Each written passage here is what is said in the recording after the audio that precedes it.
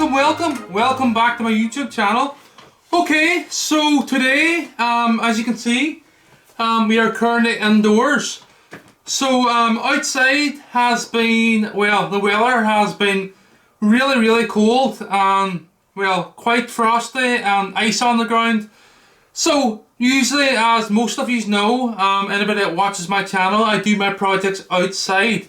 Today, I've just decided to come and sit at the fire, just because it's been nearly impossible to make a video these days.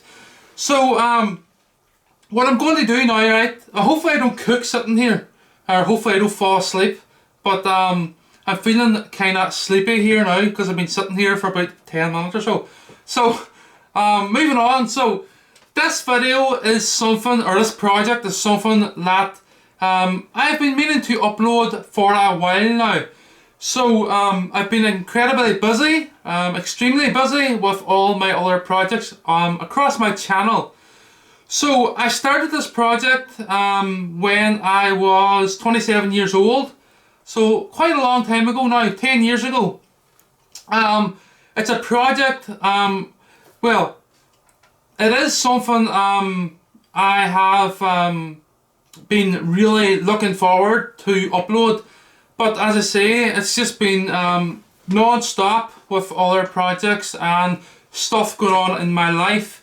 So what I'm going to do now is I'm going to cover this project in 3 parts. But first things first, I just want to point out this project is why I created my YouTube channel 3 years ago. So all these other projects that have come on my channel, 50 or 60 of them, they have, well, they have come long after this one. Only I just never got around to uploading it. So what I'm going to do now is I'm going to cover this project in 3 parts. So the first part's going to be obviously this one. And what I'm going to do is I'm going to talk about the theory side of it. So I'm going to look into camera apertures, the different functions of a camera lens. Also looking at the human eye, similarities between that and the camera aperture, the diaphragm part of the aperture. The second part will, well, it will come probably in maybe 15 days. I'm going to try and get these videos uploaded as soon as possible before Christmas, because of the delays in my channel, or on my channel. So there's been, I think there's a gap of approximately 6 weeks since I uploaded my last video. So I'm just going to keep going with the flow and get them uploaded as quick as possible. And I'm also going to try and keep these 3 parts together on my channel because, well, the project's quite interesting. So part 2 will be the prototypes, if I didn't mention that. So I will look at initial design, early prototypes to final prototypes, or the final part itself, or final piece, the final model even, shall I say. The third part will be focused on the actual, well, the actual piece itself, the large aperture.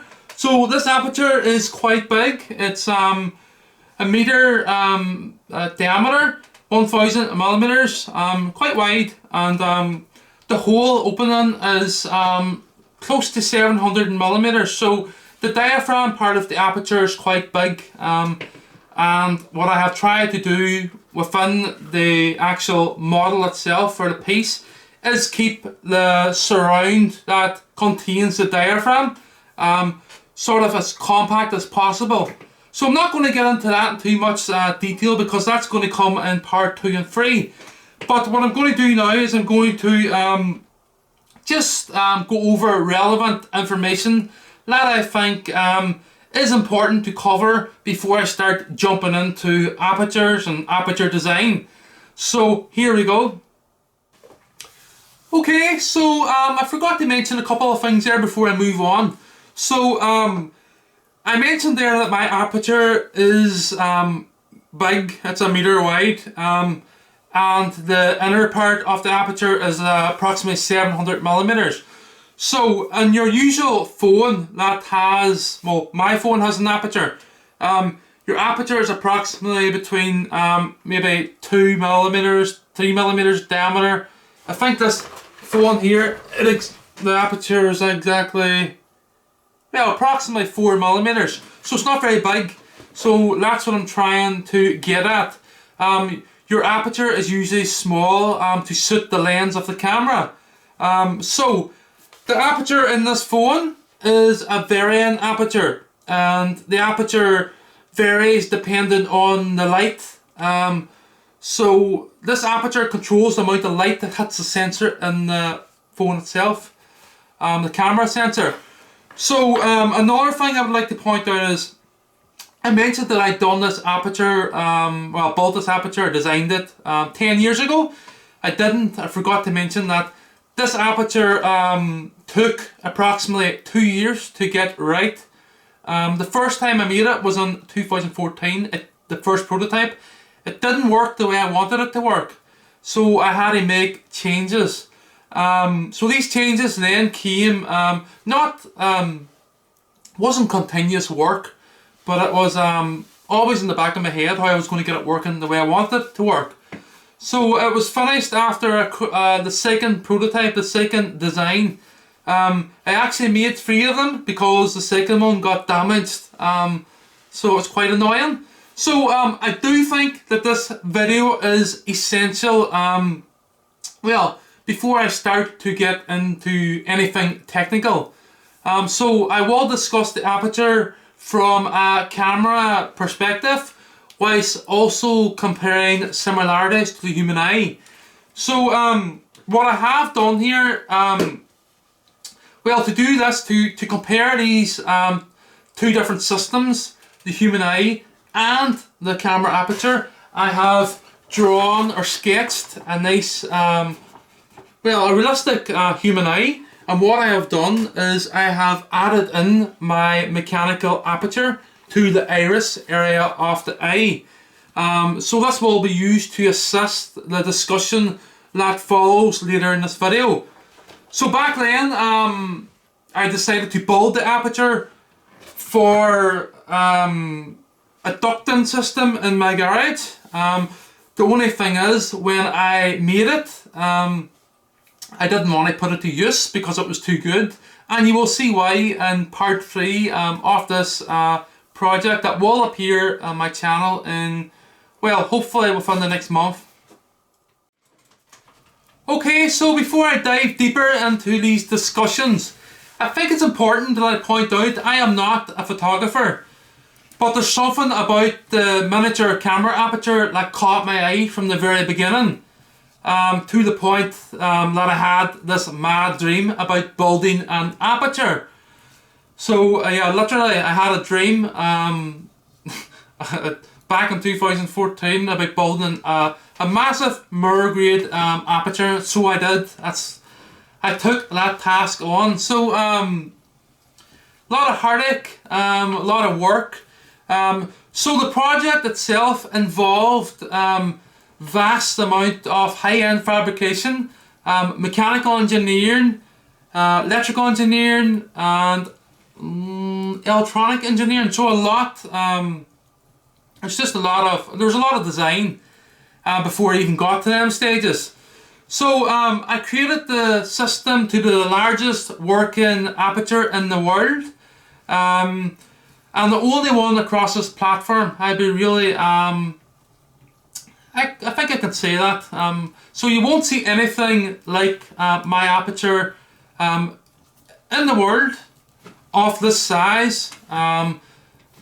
Definitely to the standard that I have made it to. So it's all my work, and it's quite unique. So it's very similar to other projects that have come on my channel, such as the high-grade manifold that I designed, and also the pneumatic spot welder. So this is one of them that should have been uploaded a long time ago. So I hope you enjoy the rest of this video. It's going to be a lot of information now, looking at the different similarities between the human eye and the camera, and also I will be talking about this sketch in more detail coming up. So as photographers know, an aperture plays an important role in the composition and the setting up of a shot. So for those who don't know, an aperture basically is a hole in the lens to which light travels through into the camera body and onto the camera sensor at the back. So if I grab my phone again, we have the aperture at the front, in front of the lens, and we have the camera sensor inside the phone, if that makes sense. So before diving into deeper depths of the aperture, I think it's important that we understand both a camera and the human eye serve as optical systems for capturing and processing visual information, although they do it in slightly different ways. So what I'm going to do now is I'm going to compare, show the different similarities between the eye and the camera system.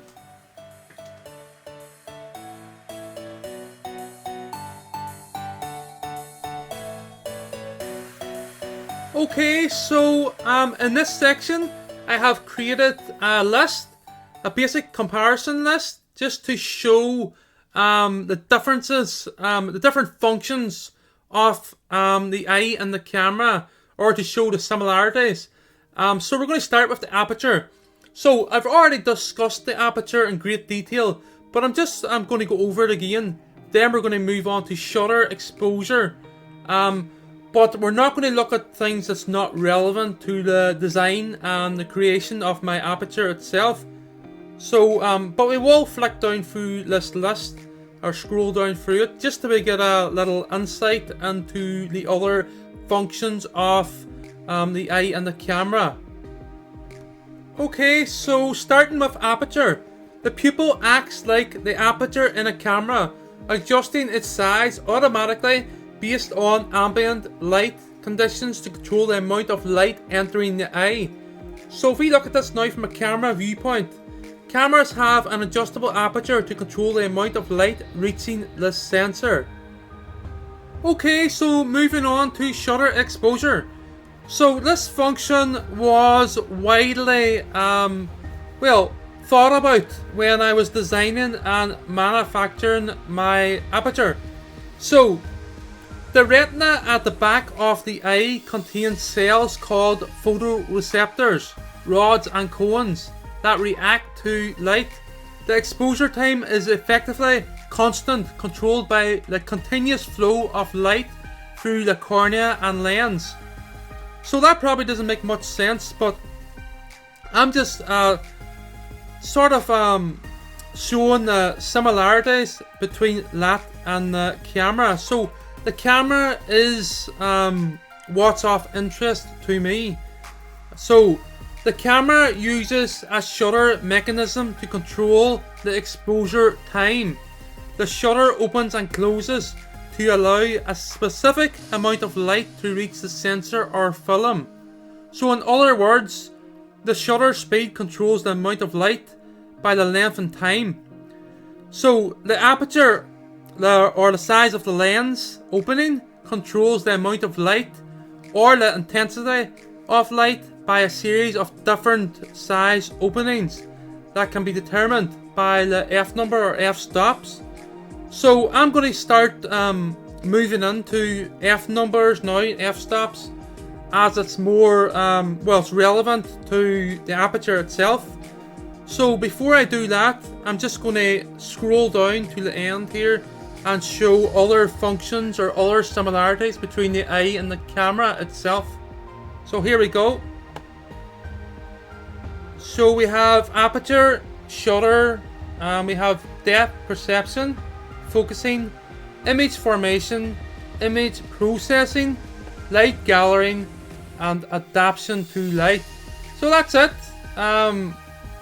We'll move now straight into the f-number measures, or the f-stop measures, and take it from there. Okay, so before we move on to my sketch here, just going to summarise on what we've touched on there. So both the camera and the human eye use similar optical principles to capture and process visual information. but there are differences in the mechanisms that they use to do it. So the human eye is an incredibly complex and versatile biological system that has evolved over millions of years, while a camera is a technological device designed to mimic the eye's functions. So the aperture is where I will be, well, my interest now will be with the aperture for the rest of this project.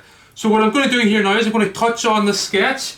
We're going to take it outside to the daylight and just sort of talk about it, why I've combined it, the similarities and stuff, and see where it takes us.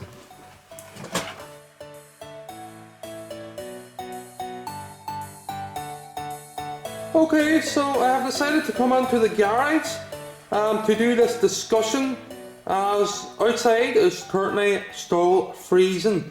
So there's an out fog and out dew falling, and I don't want it to wreck the sketch. So this realistic eye is something that I decided to sketch up to benefit the discussion that follows. So believe it or not, art and design was my first choice during the selection of my GCSEs. So I thought it would be interesting to create this piece by adding my own scaled down mechanical aperture to the human eye to illustrate the similarities. So if you look closely at the iris area of the eye, you will be able to see my aperture in place of the iris itself. So if I zoom in here, right onto the iris, you can see the 18 overlap blades in the green, and also the gears in the blue. So if I get a pointer here, you see the gears going around the outside of the iris, and you see the 18 overlap blades.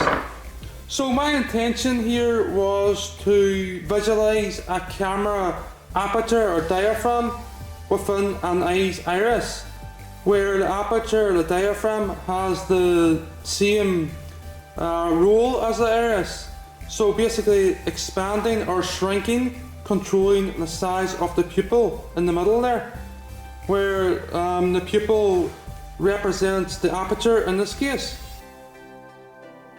Okay, so I briefly touched on the pupil there throughout the discussion, but I want to go a little deeper here on the pupil itself, as it's interesting with regards to this drawing. So in photography, the pupil is what's referred to as the aperture.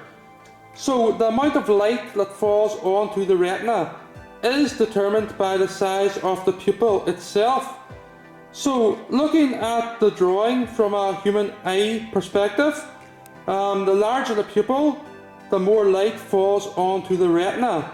And if we look at this drawing from a camera perspective, the larger the aperture of the lens, the more light enters the camera sensor.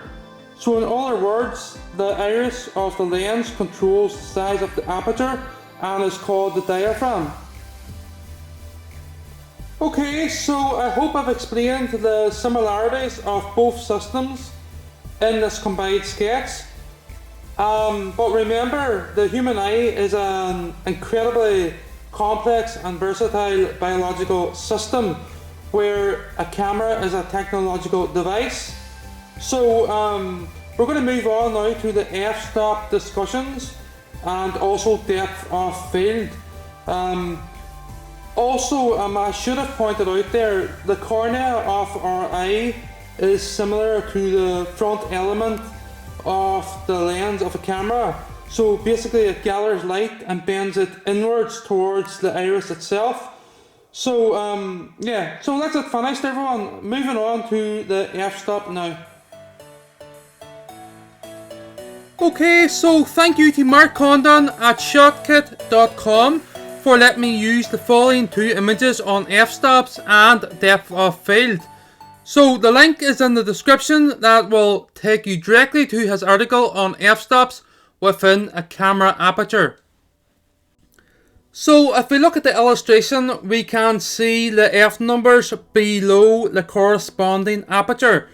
So in photography, aperture is expressed in f numbers, also known as f ratio or f stops, and it is crucial in defining a photograph's depth of field, rate of light scattering, and also exposure. So an f number is a measurement of the ability of any optical device, such as a camera lens or even the human eye, to gather light. F stops are a way of describing how open or closed the aperture is. Okay, so if we start on the left here, this diaphragm on the left, so the smaller the f-stop means a larger aperture, whilst a larger f-stop means a smaller aperture on the right there.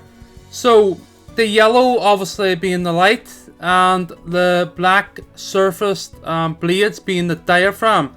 So the aperture determines how much light may travel through the lens at a given focal length.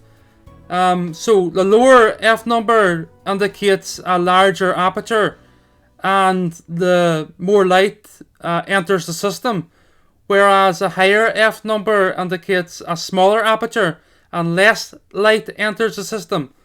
So this sounds a little confusing, but just think about it like large aperture openings give smaller f numbers, while small aperture openings give large f numbers.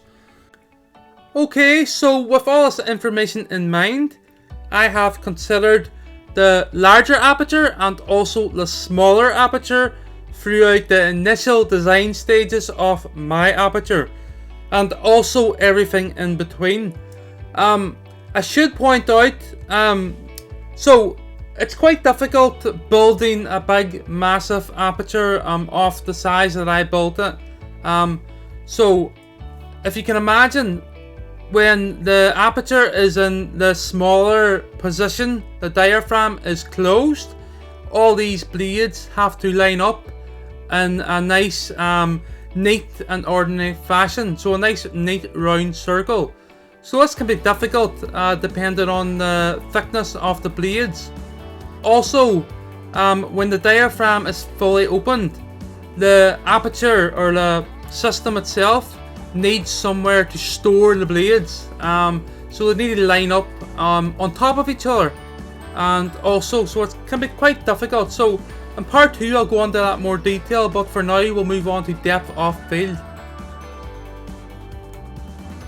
Okay, so a little sneak peek of a few of the components that make up my diaphragm of my aperture. So I'm just going to sort of touch on the f number when the blades are sitting in this state.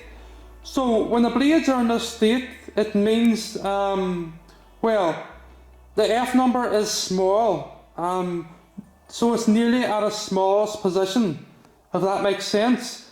So with my aperture, due to its large size, a small f number means the aperture in the fully opened position requires somewhere for the aperture's blades or the diaphragm's blades to fall back into, such as a housing or an enclosure. So within a camera aperture, the blades are much smaller and can fall back into the camera body or the camera housing. I will discuss my design throughout part 2 and also show the blades within the model itself or the practical piece in part 3. Okay, so in this final illustration we can see the aperture's f-stop not only regulates how much light enters the camera as it passes through to the lens, but it also directly affects depth of field, or the portion of the picture that appears sharp.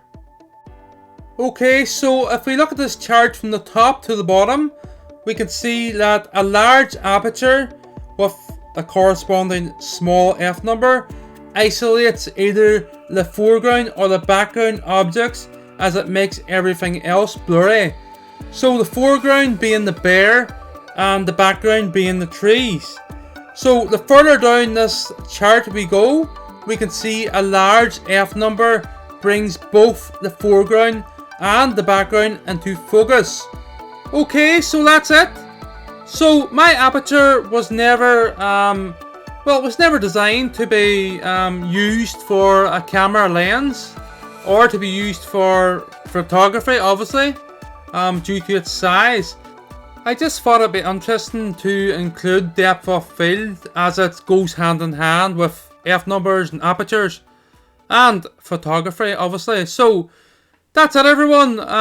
We're going to move on here and wrap this video up.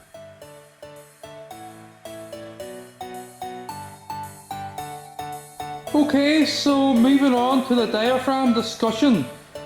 So what we have lying here on the table is 9 stainless steel blades. So these blades were created, they were designed and manufactured for my first prototype, Aperture. So the reason I'm showing these blades is just to give an idea what a diaphragm is. So in optics, a diaphragm is a thin structured material with a central opening, which is known as the aperture. So an aperture is literally the physical diameter of the opening in your lens. So if you look here, you can sort of see a half semicircle appearing. So if you imagine drawing a straight line from here to the other end there, that gives you like a half moon, which would be half of the diaphragm. So this aperture contains 18 blades, so there's 9 here, so that makes sense. Okay, so the iris diaphragm in most modern still and video cameras are adjusted by blades similar to this. So to make the size of the opening adjustable, the iris in the camera lens uses a series of thin blades arranged in this fan formation here. Obviously there's not going to be as many, but there might be 3 or 4 or 5 or 6, not sure, but there definitely wouldn't be 18.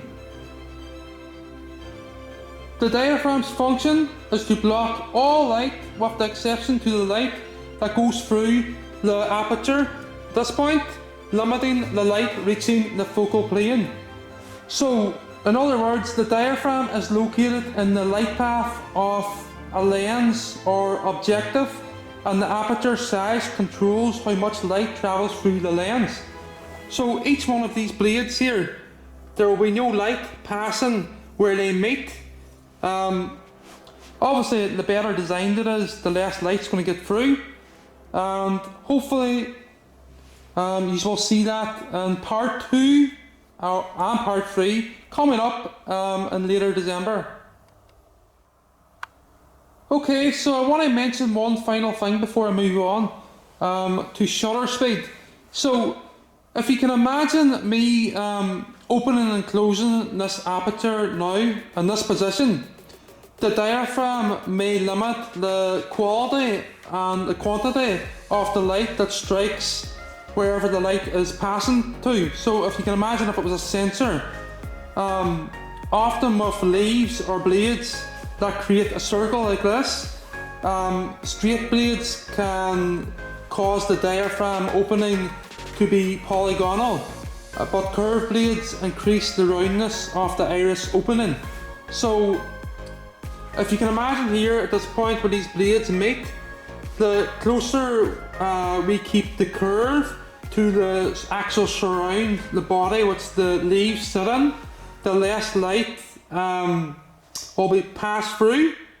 If these blades were more straighter, the light, this circle will be less round, be more polygonal, if that makes sense. It's very hard to explain, but I will explain it in part 2 when I am demonstrating how I designed this aperture.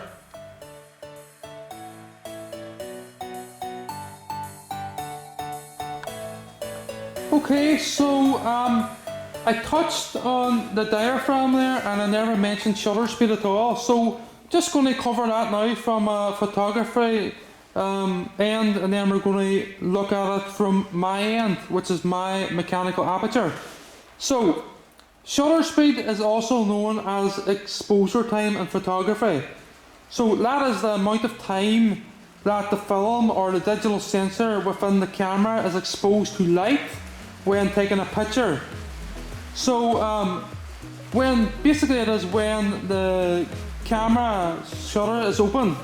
So in my case, shutter speed will be how quick my aperture opens and closes for the view through it, or for the flow of air that's going through it. How quick can my shutter open, or how quick can my diaphragm open? So in photography, the shutter speed is also used to manipulate the visual effects of the final image. So slower shutter speeds are frequently used to show movement in a static shot.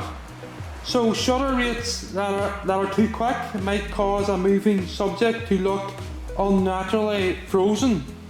So that's it. We're finished with all this really in-depth information, but I hope you enjoyed, everyone. Okay everyone, so that's the video finished. So I thought it would be important to cover this project, the beginning of this project, from a photography perspective first, as the Aperture is widely used across the world in millions of devices.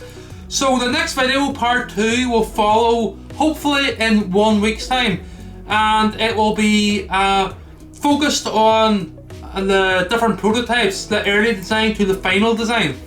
I hope everyone enjoyed this video. Please hit the thumbs up if you did. It's a project that I've been meaning to cover for years, and one of my most, well, a very unique piece. So if you want to see the project involved, please subscribe to my channel and hit the post notifications bell to see the latest from my channel. So thank you for watching everyone, and as I say, part 2 will be uploaded in hopefully 1 week or 2 weeks, depending on well, how everything goes. So thank you for watching everyone, and goodbye.